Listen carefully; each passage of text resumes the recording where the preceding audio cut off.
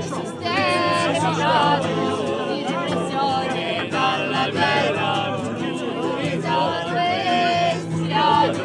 sarà finché già la sua terra la cerca